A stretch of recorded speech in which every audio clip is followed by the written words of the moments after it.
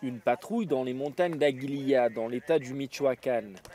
Il y a quelques semaines encore, cette ville était contrôlée par le cartel des Chevaliers Templiers, un groupe de narcotrafiquants à l'idéologie mystico-religieuse. Mais il y a un mois, des habitants ont décidé de s'organiser pour reprendre le dessus.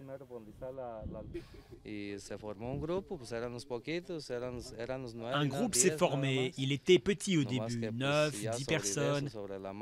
À partir de là, nous avons rassemblé de plus en plus de personnes. Aujourd'hui, nous sommes pas mal à défendre le village. Aguililla est aujourd'hui en état de siège.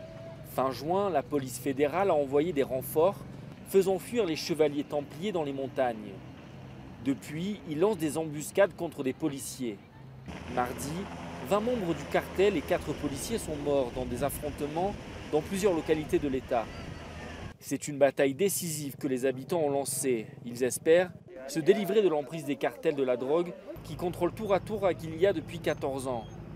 D'abord le cartel Milenio, puis celui de la Familia et depuis 2011, les Chevaliers Templiers.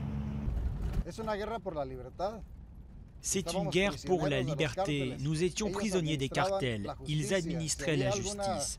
S'il y avait un quelconque problème, un souci sur une dette entre individus, un règlement, on n'allait pas voir le ministère public. On allait voir le chef de la place, c'est-à-dire le chef du cartel, pour régler la situation.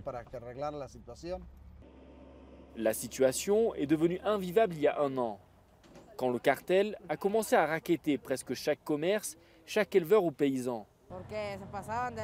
Ils se comportaient comme des bandits avec les gens. Ils leur volaient des vaches, leur faisaient payer un impôt. Parfois, ils tuaient des innocents.